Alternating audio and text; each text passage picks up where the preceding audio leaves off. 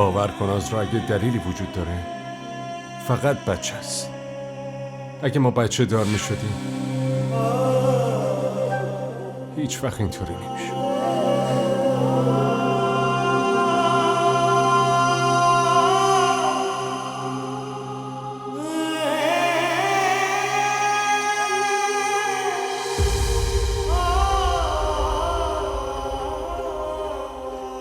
اون دوستتو ببین مونا، چه جوری همیشه به خودش میرسه؟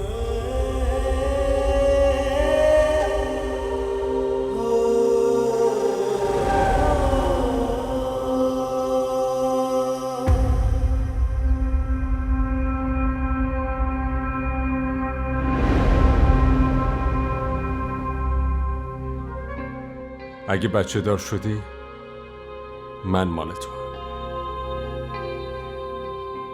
ولی اگه نه پس تو مال منی.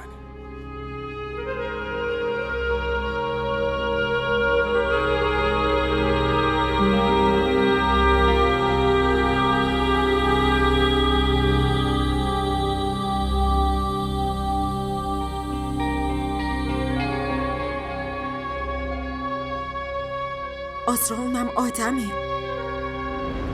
اونم حق داره خوشحال باشه، نه؟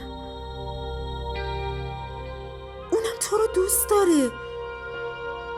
چرا میخوای از داشتن بچه محرومش کنی؟